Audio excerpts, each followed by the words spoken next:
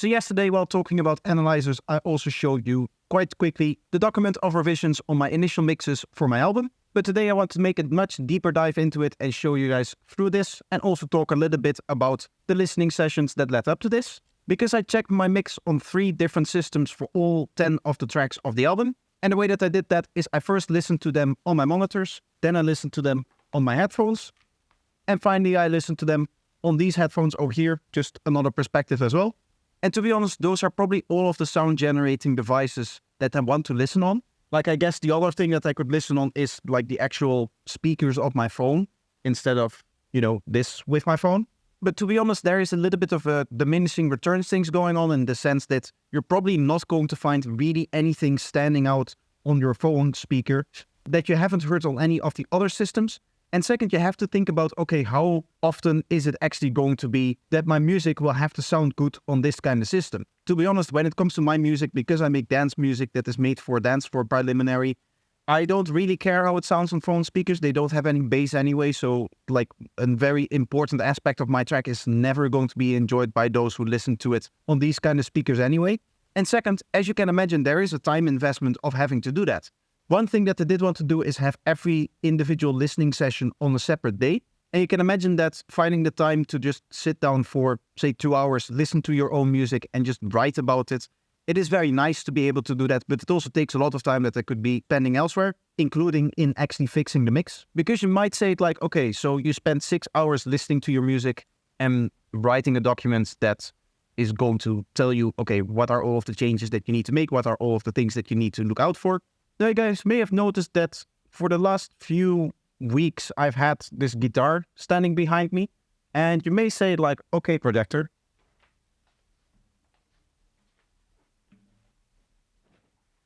can you play us something? And to be honest, no, I don't want to play anything for you. I'm in the middle of a video. I'm doing something. So I'll make a deal with you guys now. If you guys all subscribe to the channel and you all like the video, I will at some point play guitar for you. That's a promise. But couldn't you just have spent that time actually listening to your mix and being in the mixing project and actually working on the mix? Wouldn't that have resulted in the same thing?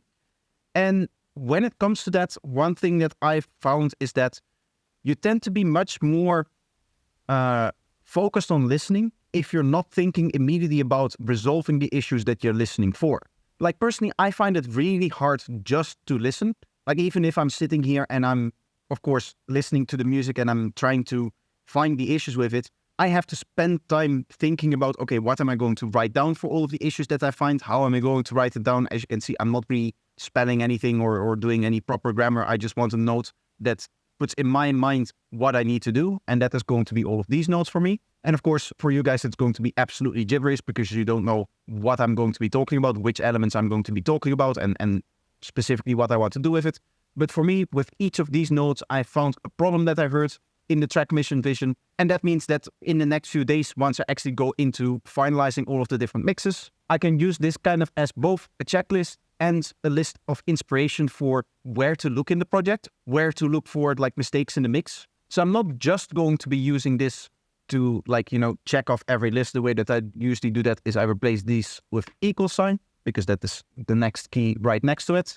I'm not just going to go through the track and just one by one go through all of the different things. I'm going to do an actual mixing session, and that includes more actual listening. Just starting up the mixing session, I'm just going to listen through the whole track again. I'm just going to make up my mind, okay, where do I need to think about the track a little bit? Where do I need to start looking at the details a little bit? I can make that decision in the moment, but I also have my ideas from a few days ago where I already had made some decisions on the track. The whole point of it is that right now in the current phase of the mixes, I have my draft mixes down. I have all of the basic ideas down for what I want the mix to do. I just want to get as many different perspectives on, okay, is this idea actually right? Are all of the balances right? Are all of the sounds like loud enough or quiet enough, or do they need to be louder or quieter or whatnot? And of course, that goes for any kind of setting in relationship to the spectrum, in relationship to the stereo fields, in relationship to the dynamics, in relationship to reverb, delay, all of that kind of stuff. And for all that I'm hearing, all that I'm doing is to write down with as few words as possible what I want to do or what I want the sound to change. You can see that some are worded in a way that it's just like a statement. Some of the sounds are too dry. Other things are worded in that I need to actually do something, little lower volume too. I saw another one here, cut delay tail, right? That is an action that you have to do. Because sometimes when it comes to the changes that I want to make to the track, I have a very specific ideas, right? Cutting a specific delay tail out of a sound. I know exactly what is going to happen when I do that. But other times I have an idea of the problem, but not really the solution yet. So for example, we can probably find something like a bass too loud or a hi-hat too loud or something like that. And let's see if I can find it. Yeah, here. Prog part, bass too sub-heavy. This doesn't tell me EQ sub or remove sub from the bass or do anything like that. It just tells me, hey, for the third drop here, for the progressive part of the bass line, it has a little bit too much sub. And I can EQ that out. I can see if I can resolve that dynamically. I can see if there's other ways of resolving that. Maybe the whole bass just needs to be compressed or lowered in volume and it's not just the sub bass. And again, that is because this isn't really like a checklist of things to do. This is just a checklist of thoughts that I had about the track, to say it like that. It's not a list of actions that I have to do as in precisely following a recipe. Now, the cool thing about a document like this is that I'm 99% certain that there's going to be parts, especially in these tracks that have like 50 different points that I need to add or change. Like Global Beings is one of the longest tracks. It is the longest track of the album, but also one of the most complex tracks of the album. So you can see that reflected in the amount of points that need to be changed on the mix. One of the things that is probably going to happen in here is that there's going to be some points, say in here, for the first listen through that I say, okay, this needs to be louder or this needs to be different in one way. And then for the same exact element, maybe later on in the list, it's going to say, or the opposite, or sometimes even the same, like I've noticed the same thing twice on 2 different listen throughs. That's just going to be a confirmation of what I'm hearing, that needs to change, that needs to be different in a way. But also, if I have 2 different entries for the same sound and they say something different, like one, for example, says, oh, it needs more high frequencies, and the other entry says, oh, it needs less high frequencies, then that means that I'm not entirely certain what the sound needs to do. And that can be because I'm not entirely certain about the functionality of a sound. Is it like a main element? Is it like a supportive element? Is it part of the groove? Is it part of more the rhythm? Is it part of different, aspects of the track? Now, as you might know, when it comes to the mixing stage, this is the stage where we are placing sounds into the position that they need to be in based on the functionality of the sound, what the sound actually is. And that means that it needs to sit in the track in a certain way. It's going to need a certain spectrum. It's going to need a certain volume. It's going to need a certain stereo. It's going to need certain everything, all of the different settings that you're dialing in. You're dialing that in based on what the sound actually needs to do. And that means that I can have different perspectives on different days. I can have different ideas with what the track needs to do from a day-to-day basis. I'm not firm in my ideas on what the track needs to do and what every element is responsible for. And that is partially the reason for this whole mixing approach, this whole mixing workflow, is to give me a moment to reevaluate every single element in my mix.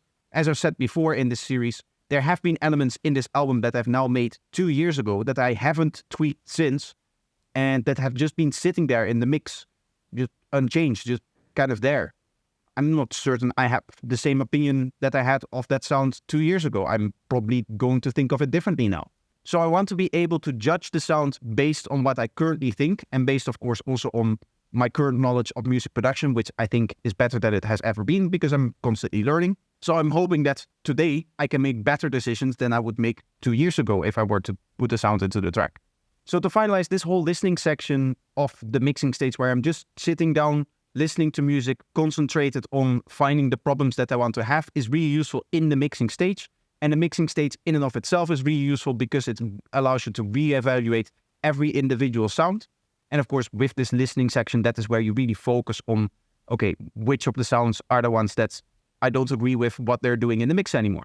So really what I want you to take away from this video is that when it comes to mixing, listening is key, and having a time and a dedicated moment to just listen to the track and see, okay, what are all of the changes that I want to make?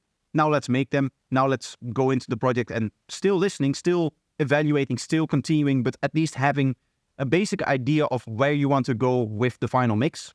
That is, of course, going to be massively helpful into actually trying to get to that final track, to that final product. So that's everything that I want to talk about for today. I hope that you enjoyed this kind of stuff. Let me know if you do by leaving a like and make sure that you subscribe.